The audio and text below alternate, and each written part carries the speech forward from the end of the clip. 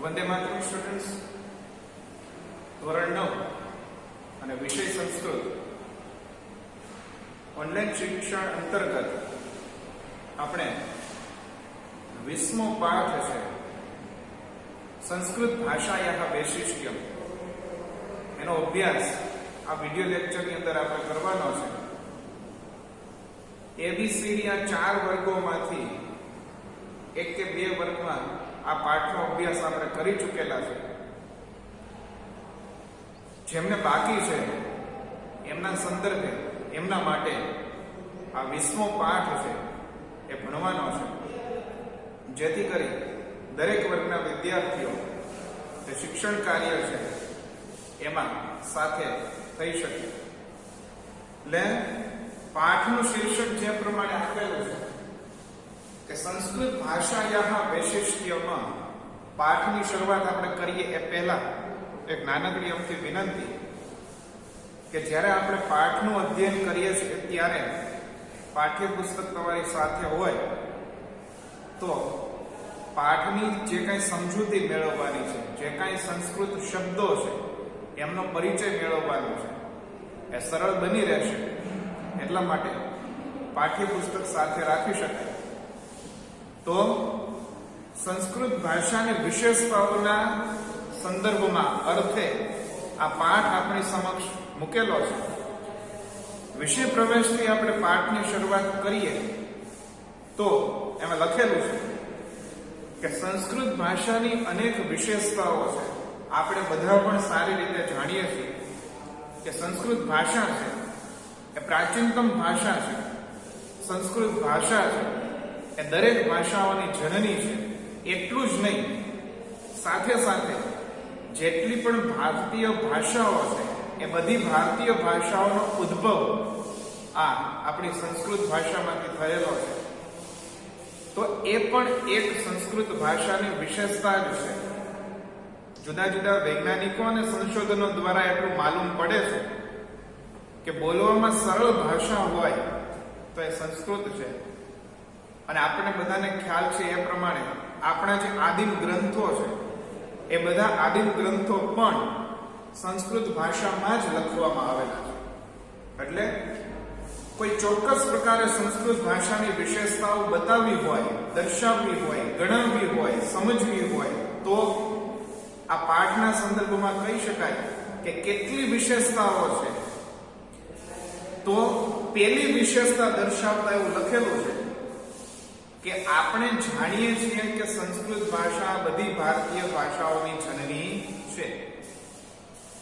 એટલે વિષય પ્રવેશમાં લખેલું છે કે સંસ્કૃત ભાષાની અનેક વિશેષતાઓ છે. આગળ એક તો આ સંસ્કૃત ભાષા છે એ ભારતની પ્રાચીનતમ ભાષા છે. બીજું, આપણી સાંસ્કૃતિક રાષ્ટ્રભાષા પણ કોઈ જો હોય તો એ કોઈ છે તો કે સંસ્કૃત છે. તે ભારતીય પ્રાચીન સભ્યતા તથા સંસ્કૃતિની વાહક છે.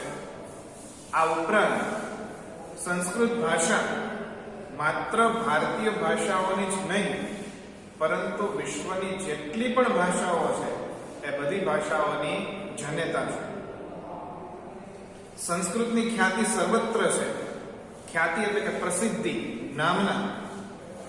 પરંતુ અત્યારે તે પ્રાચીન જમાનાની જેમ બોલચાલની ભાષા રહી નથી. પહેલાનો સમય તે પ્રાચીન અને અત્યારનો સમય તે અર્વાચીન. પહેલાના સમયમાં આપણને ખ્યાલ છે કે જે કંઈ સંભાષણ કરવામાં આવતું હતું, બોલચાલની ભાષા તરીકે જે કોઈ ભાષાનો ઉપયોગ કરવામાં આવતો હતો, વેદોની ભાષા તરીકે તો દેવોની ભાષા તરીકે જો કોઈને ઓળખવામાં આવતી હતી તો એ કઈ હતી? સંસ્કૃત હતી.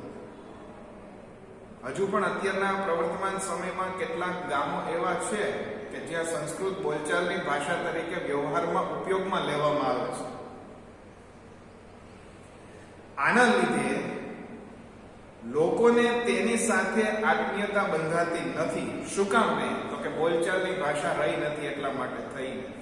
આપણે જ્યારે વર્ગમાં અભ્યાસ કરતા અને પાઠનું કથાવસ્તુ તમને સમજાવવાનો પ્રયાસ કરતો ત્યારે મોટા ભાગે એમાં જે કે પાઠ્યપુસ્તકમાં સંસ્કૃત શબ્દો આપેલા છે એ સંસ્કૃત શબ્દો તમારી સામે પ્રસ્તુત કરવાનો બને એટલો પ્રયાસ કરતો, જેથી કરીને સાંભળેલા જે કઈ સંસ્કૃત શબ્દો છે અને જ્યારે એ સંસ્કૃત શબ્દો પાઠમાં ભાષાંતર તરીકે ભણવામાં આવશે ત્યારે એ વધારે આપણે સરળતાથી સમજી શકીએ. આગળ, એક ભાષા તરીકે સંસ્કૃતની જે ખૂબીઓ છે એટલે કે વિશેષતાઓ છે તે જન સમાજે એટલે કે લોકોએ જાણવી જરૂરી છે. પ્રસ્તુત પાઠમાં તે દિશામાં પ્રવૃત્તિનો ઉપક્રમ અને પ્રયત્ન છે. ઉપક્રમ એટલે એ તરફની ગતિ, આગળ વધવું. અહીં સંસ્કૃતની ભાષાગત વિશેષતાઓની સાથે તેનામાં રહેલું અભિવ્યક્તિનું સામર્થ્ય અને અભિવ્યક્તિ માટેના વિવિધ વિકલ્પોને સમજાવવાનો ઉપક્રમ રખાયો છે. અભિવ્યક્તિ એટલે મનમાં રહેલા જે કઈ વિચારો છે અને શબ્દોના માધ્યમથી લોકો સમક્ષ પ્રસ્તુત કરવા, લોકો સમક્ષ એની રજૂઆત કરવી, એને શું કહે છે? અભિવ્યક્તિ. તો આ પ્રમાણેનો વિષય પ્રવેશ આપણને 20મા પાઠમાં સંસ્કૃત ભાષાની વિશેષતાઓ એમાંથી પ્રાપ્ત થાય છે. હવે એક પછી એક સંસ્કૃત ભાષાઓની વિશેષતા કઈ છે ખાલી આપણે ગુજરાતીમાં યાદ રાખવાનો પ્રયાસ કરશું, જેથી કરીને પરીક્ષાના સંદર્ભમાં આપણે પ્રશ્ન પૂછાય કે સંસ્કૃત ભાષાઓની વિશેષતાઓ કેટલી છે અને કઈ કઈ, તો આપણે ટૂંકમાં લખી શકીએ. તો પહેલી વિશેષતા કઈ છે? તો કે ઋગ્વેદ છે. કઈ છે પહેલી વિશેષતા? તો કે ઋગ્વેદ. શું કામ? તો કે આપણો જે ઋગ્વેદ છે એ ચારેય વેદોમાં કેવો ગ્રંથ છે? તો કે પ્રાચીનતમ ગ્રંથ કોઈ જો હોય સૌથી પહેલાનો તો એ કયો છે? તો કે ઋગ્વેદ છે. અને આ ઋગ્વેદ જે ભાષામાં લખાયેલો છે એ ભાષા કઈ છે? તો કે સંસ્કૃત ભાષા. આવી રીતના સંસ્કૃત ભાષાની પહેલી વિશેષતા એ કઈ થાય છે? તો કે ઋગ્વેદ.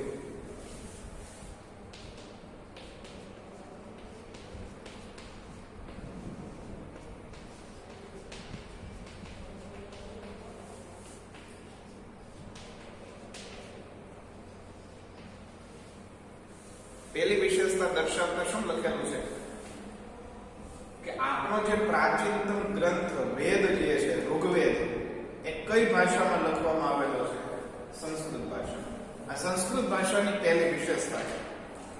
ત્યાર પછી સંસ્કૃત ભાષાની જે બીજી વિશેષતા છે એ દર્શાવતા લખેલું છે કે સંસ્કૃત ભાષામાં જે વર્ણોનો ક્રમ આપેલો છે એ કેવો છે? તો કે વૈજ્ઞાનિક અને તાર્કિક છે. કઈ રીતે? વર્ણક્રમ.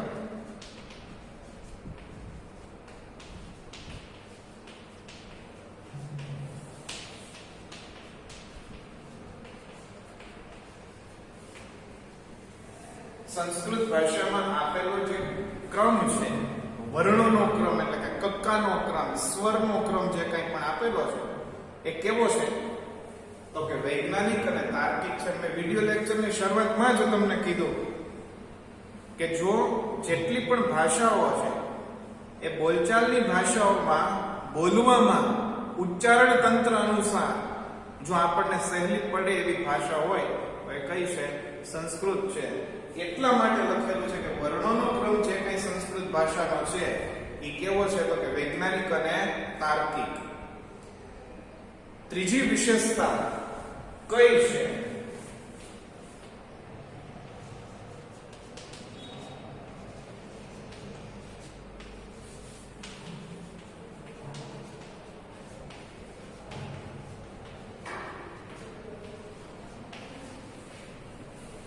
આચાર્ય પાણીની દ્વારા રચવામાં આવેલું અષ્ટાધ્યાયી નામનું જે વ્યાકરણ છે એ સંસ્કૃત ભાષાની જ નહીં, સંસ્કૃત વ્યાકરણ જે છે એની સર્વોત્તમ કૃતિ છે. કઈ? અષ્ટાધ્યાય. કોના દ્વારા રચવામાં આવેલું છે? તો કે વૈયાકરણી. જેમ સાહિત્યની રચના કોઈ કરે છે તો આપણે એને સાહિત્યકાર તરીકે ઓળખાવીએ છીએ અથવા તો ઓળખીએ છીએ, એમ જ્યારે કોઈ વિદ્વત વેદતા વ્યાકરણની રચના કરે છે ત્યારે તે વૈયાકરણી તરીકે ઓળખાય છે. એટલે આવા જ એક સર્વોત્તમ શ્રેષ્ઠ વૈયાકરણી એટલે કોણ? તો કે કે પાણીની, અને એમના દ્વારા રચવામાં આવેલું વ્યાકરણ એટલે કયું તો કે અષ્ટાધ્યાયી વ્યાકરણ એ પણ કઈ ભાષામાં છે તો કે સંસ્કૃત ભાષામાં છે. ચોથી અને પાંચમી વિશેષતા શેની છે?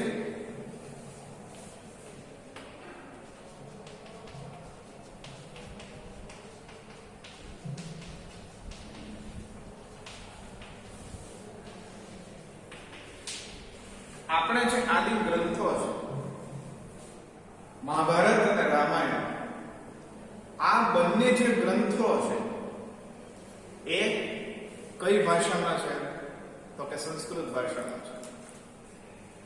મહાભારત વિશે જો થોડો ઘણો પરિચય યાદ કરીએ, મેળવીએ, સ્મૃતિમાં એમને લાવીએ તો મહાભારતમાંથી આપણને શ્રીમદ ભગવદ્ ગીતાના શ્લોકો પ્રાપ્ત થાય છે, અને એ બધા શ્લોકો પણ સંસ્કૃત ભાષામાં જ આપેલા છે.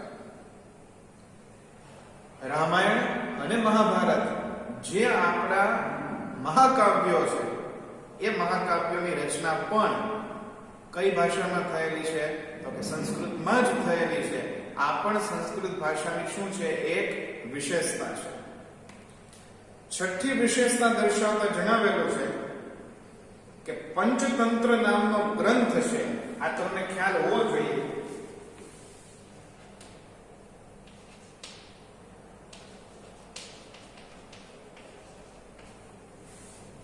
પંચતંત્ર નામનો ગ્રંથ છે. શું ખ્યાલ હોવો જોઈએ તો કે પંચતંત્રની રચના કોના દ્વારા કરવામાં આવેલી છે? પંચતંત્ર શું છે? એનું નામ પંચતંત્ર કઈ રીતના પડે છે, સાર્થક થાય છે? તો કે પંચતંત્ર છે એની રચના કોના દ્વારા તો કે પંડિત વિષ્ણુ શર્મા. પંડિત વિષ્ણુ શર્મા. અને આ પંચતંત્ર છે એમાં 5 વિભાગ આવેલા છે, 5 તંત્રો તરીકે ઓળખાય છે. એટલા માટે એ સાહિત્ય કૃતિને શું નામ પ્રાપ્ત થયું છે તો કે પંચતંત્ર. પંચતંત્રની રચના કોના દ્વારા થયેલી છે તો કે પંડિત વિષ્ણુ શર્મા દ્વારા. પ્રાણી કથાના મુખ્ય 2 ગ્રંથો, એક પંચતંત્ર અને બીજો હિતોપદેશ. પંચતંત્રની રચના કોના દ્વારા તો કે પંડિત વિષ્ણુ શર્મા દ્વારા, અને હિતોપદેશની રચના કોના દ્વારા તો કે નારાયણ ભટ્ટ અથવા તો નારાયણ પંડિત દ્વારા. આ 2 પ્રાણી કથાના ગ્રંથો છે, સર્વોત્તમ ગ્રંથો છે, એની રચના થયેલી છે. આ ગ્રંથ સંસ્કૃત ભાષામાં લખાયેલો છે. આ સાહિત્ય કૃતિ સંસ્કૃત ભાષામાં લખાયેલી છે. એટલું જ નહીં, વિશ્વની જુદી જુદી ઘણી બધી ભાષાઓમાં પંચતંત્ર છે એનો અનુવાદ થયેલો છે. એ પણ સંસ્કૃત ભાષાની એક સર્વોત્તમ વિશેષતા છે કે આવી ઉત્કૃષ્ટ સાહિત્ય કૃતિ આપણને પ્રાપ્ત થતી હોય તો કઈ ભાષામાંથી પ્રાપ્ત થાય છે? સંસ્કૃત ભાષામાંથી. પંચતંત્રની રચના કરવા પાછળનું કારણ અમરશક્તિ નામના જે રાજાના મૂર્ખ પુત્રો છે એને વિદ્વાન બનાવવાનું છે. ઘણી વખત વર્ગમાં પણ આપણે ચર્ચા કરેલી છે કે પંચતંત્રમાં કોને માધ્યમ બનાવીને વાર્તા પ્રસ્તુત કરેલી છે, લખેલી છે, અને વાર્તા લખવા પાછળનો ઉદ્દેશ્ય શું છે?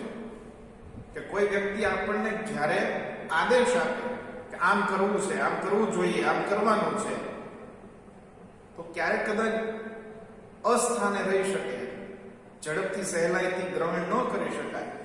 પણ કોઈ ઘટના દ્વારા એ વાત જો સમજાવવામાં આવે તો આપણને એ વસ્તુ, એ બાબત, એ વિષયનો ખ્યાલ તરત જ આવશે કે આ માર્ગ પર ગતિ કરાય અથવા તો આ માર્ગ પર ચલાય કે ન ચલાય. ખ્યાલ આવશે કે કેવા પ્રકારનું વર્તન કરાય અથવા તો કેવા પ્રકારના વર્તનમાંથી નિવૃત્તિ જાહેર કરાય. ઘણી બધી વાર્તાઓ છે પંચતંત્રની. એટલે આ પંચતંત્રમાં જે કંઈ પણ વાર્તાઓ આપેલી છે સંસ્કૃત ભાષામાં છે, પણ વિશેષતા તરીકે એ લેવાનું છે કે પંચતંત્ર નામનો જે સંસ્કૃત ભાષાનો ગ્રંથ છે, સાહિત્ય કૃતિ છે, એ વિશ્વની જુદી જુદી ભાષાઓમાં એનો અનુવાદ થયેલો છે. ત્યાર પછી 7મી વિશેષતા દર્શાવતા દશકુમાર ચરિત છે. દશકુમાર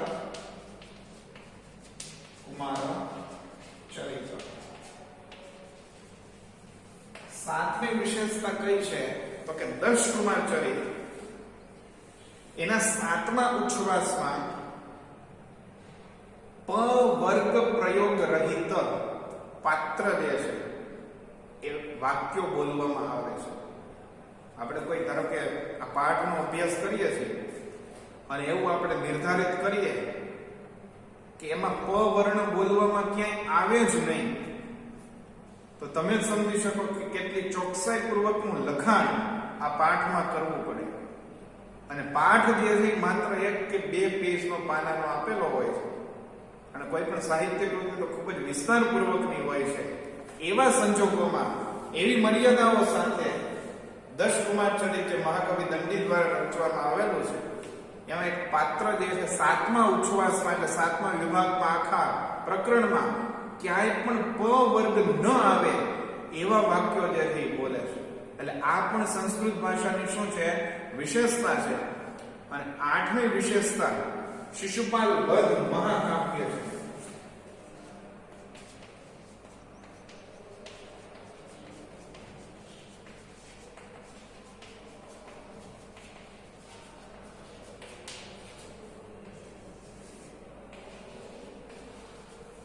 શિશુપાલ વધ મહાકાવ્યમાં પાત્રો છે એ દકાર અને નકાર એકમાત્રના વર્ણના પ્રયોગથી વાક્યો જે છે એ બોલે છે. આવી રીતના સંસ્કૃત ભાષાની 20મા પાઠમાં જુદી જુદી 8 વિશેષતાઓ છે એ બતાવેલી છે. 8 વિશેષતાઓ.